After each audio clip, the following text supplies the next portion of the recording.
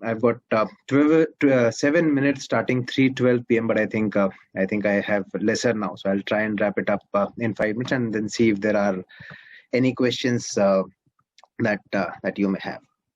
So the first thing first, we heard Wilma talk about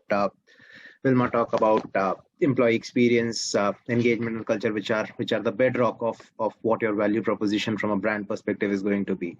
But what we are to talk about the hard part of things, and something which is absolutely hot on the agenda of practically everybody today, not just the HR managers. It used to be the HR managers in yesteryears, but today it is everybody, which is costs, compensation, and the way forward.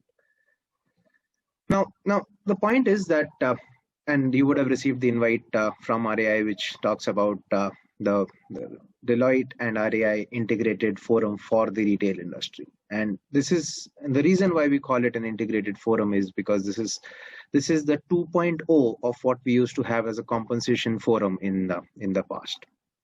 The new world has moved beyond data, and data has gotten democratized so much, and COVID has accelerated that to a very great extent, that pure play data on compensation is something that is a thing of the past. What's next is, what are the things that we need to do? Like, for example, in the morning we were talking to one of the retail organizations, and the thought process was to say that, hey, look, we are in March. This is the time for increments. What do we do? How do we do it? Is it going to be a flat 5%? Is it going to be a 6% budget or a 7% budget? How do we differentiate, and so on and so forth? While the Deloitte India Workforce and Increment Trend Survey reports 6.8% as projected increments for the retail industry. The point in today's time is to do 3 or 4 things. Number one, how do we measure the ROI on compensation? What is the return on investment for every rupee that we spend on people? Number two is basically to understand that which is the talent which contributes the maximum to what we want to do as an organization. And number three is to understand that what are some futuristic skills that I need to acquire, and therefore how much do I need to pay for it. So therefore there is no one size to benchmarking that fits anymore. There is a strong need to bring in a differentiated approach to total rewards. The third thing is there are a lot of industry agnostic HR practices that we really want to showcase to you through this forum. So the 2.0 benchmarking that I'm talking about is not a point in time activity that used to happen 2 months or 3 months before the appraisal cycle, but is something that happens across the year, cutting across multiple forums. We start with, like we are in March today, this is the time when you do increments. The Workforce and Increment Trend Survey report is out. Please reach out to Lawrence, and he'd be happy to share a copy so that you can take decisions with regards to it. Come this period or the next few months, wherein compensation and key talent management is going to be next, we would be coming out with a report. And like I said, democratization of data means that there is practically no fee attached to compensation benchmarking per se. There is no fee that goes into data, but and that's completely off the shelf, so and customized. So therefore, for the next few months, a lot of data on what is the right amount of pay to be given to which employee segment, and that is something that is going to be pretty critical.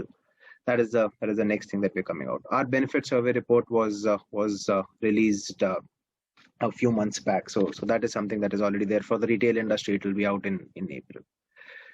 We've talked about top line enhancement as well as frontline productivity. So Salesforce effectiveness study is something that will come out in June. As the campus survey picks up in September, we'll come out with the Deloitte India campus survey report. So basically, what I'm trying to say over the map that you see is that how is the industry pivoting? what are some of the tenets on which the industry needs to pivot? What are the retention practices that we need to have? Because as much as we understand from today, the attrition levels are back to what it was pre-COVID, at least in some levels of management, if not all across the organization. And the problem that we're hearing from the retail industry today is that the top talent seems to be drifting faster and much faster than the solid citizens. So therefore, what should be my total reward strategy? What should be my performance strategy? How is it that I ring fence my key people? Are the things that we want to talk about. This is a year-long partnership. It is not a point-in-time activity, and our plan is to bring the best actionable insights to you. Something that you can actually rely on. Deloitte today is partnering with nearly 500 organizations, and we're running it across 20 plus forums. To help organizations design what their HR landscape in the world is looking like, and therefore how should they respond and thrive in this world. We've got partnerships across. We've got it with SIAM, which is the Society of Indian Automobile Manufacturers. We've got it with ACMA, which is automotive components. We've got it with pharma. We've got it with NASSCOM. We've got it in the insurance sector, and so on and so forth. Basically, the job is to support all of you. So, wrapping up, before I ask if there are any questions, was to say that you would have received emails from RAI with regards to this forum. I would urge you to participate in the forum so that you're able to take the best decision with regards to how would you manage the money that is there in the hand. How will you variabilize your costs in the most effective way, and at the end of the exercise, how do you ring fence that critical talent pool that you would have got. With that, Hugo, if there are any questions, happy to take them, or I think I'm already at 6 minutes and 30 seconds. We can move on to the next topic. Thank you very much.